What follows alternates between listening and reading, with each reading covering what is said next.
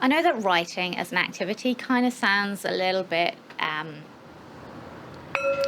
hippie-ish, perhaps, to you, or perhaps completely outside of your comfort zone, and so makes you feel a little bit uncomfortable doing it.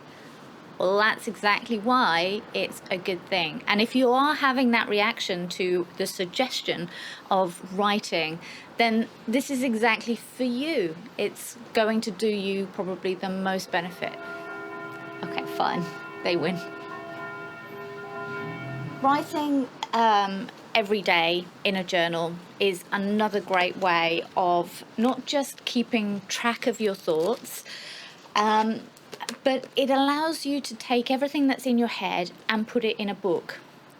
This is really important for the creative process, because as a creative, what you're trying to do is get out of your own head. What you're trying to do is to create something that is past your own ego.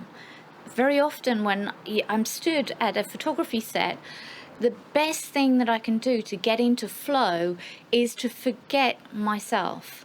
And by having written for, 10, 15 minutes at the start of a day means that everything that was in my head, everything that was bothering me personally, everything that I was annoyed about, whatever I was feeling that day is now taken care of. It's written in a book. It's no longer in my head. It's in a book. I don't need to carry it around with me for the rest of the day. It's written on paper. And that kind of allows me then to go on and get on with my photo shoot. The best thing that I have found to do, or that works for me, and it may not work for you, so you're going to have to work through it, is a stream of consciousness. Is literally sitting down in the morning with a cup of coffee and just writing what's in my head that day. It gets it out of my head and onto a book. It also means that I never read these things again. They're literally a record of my internal drivel. I don't need to read that again. It's not useful. It's not helpful. It served its purpose by me putting it out onto the page. And once I've done it, I'll put it down. I'll go and then do my day's work, knowing that everything that was in my head that was bothering me is out and it's already done with. A really old-fashioned business practice used to be that the phone rang and you would have a notepad by the side of the phone and you would write down what your client or whoever was on the phone said. Hello? Hello? Hello? Hello? I think we've got disconnected. Now, this may seem like an old-fashioned method of doing business, but it's actually something that you can practice today that serves two purposes. One, it actually gets you into the routine of picking up a pen and writing, which I think we're all kind of out of practice in modern day technology. But secondly, it also serves as a great record of what you and the client are talking about. And that can be a conversation about a future job. That can also be personal details about the client. Editor's note at this point: doing business with European customers and clients, you will need to follow GDPR regulations, which means that if you're writing down any details about your clients, you will need to store that information in a secure safe. So please make sure that you look those guidelines up and make sure you're compliant. Have they just got married? Did they have a child? What's that child's name?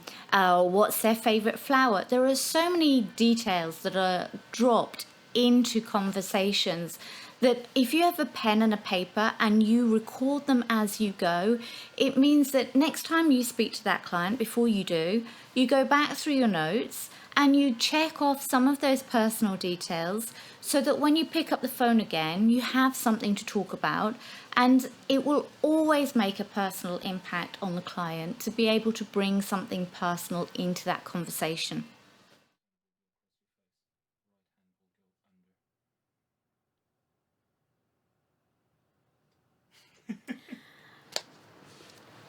The other way of journaling or writing, especially if you aren't used to it and would prefer not to write a page a day or feel that's a little too overwhelming to start with, then this little beautiful book is the way to go.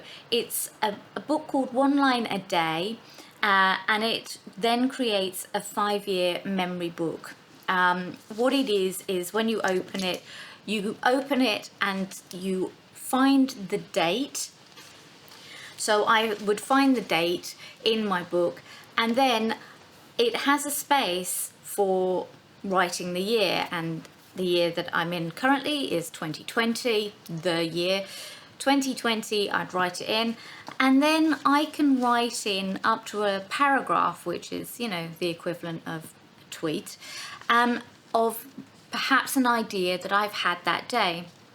And the great thing is that if you do this every single day, irrespective of whether or not you carry out the ideas or the paragraph that you've written, it's a great way of building your own library of inspiration. And so I would recommend doing this and trying to practice doing this, and build up your skills of writing and thinking about writing.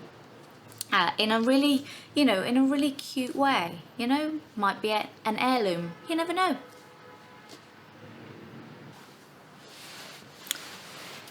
I could work at Google. The blue chairs kind of suit me. If you aren't into the long form journaling, but would like to keep something for a record, say for your business, this book is for you. It's a book that allows you to store information month on month, and you use it literally by opening up to the next free page and putting the date in and writing 2 pages about that month that you have done business. And I have used it in this way since we started in 2013. And what I record in here is things that have worked well that month, things that haven't, and that includes things like marketing strategy, or how clients are finding us, or what the best sale of the month was, and then a little bit of a reflection of, could we have done anything to upsell that? Was there anything else that we could do in the future months? It allows like a lovely end of month period just to look back and see what's worked and what hasn't worked for your business, which is super important to make sure that you are on track, that you have set for your yearly goals, and if you're running off track, how you may adjust them, like literally before you actually get off the rails of your plan. The other great thing is that because you're keeping a diary, and it's such a diary that can go arc over the entire span of your business, it does allow you to see whether or not you have quiet periods or busy periods in your work, and that allows for a different plan at the end of the year to be put in place. So this is a great method of putting everything in one place, because you can bet when you get to the end of the year and you are making your plans and goals as a business, you may have forgotten some really valuable insights that you've learned month by month throughout that year. We'd love to know how you get along with these techniques, so please drop us a comment in the comments section, and of course hit the like, subscribe and notifications bell. These things really help and support our channel. Thank you very much.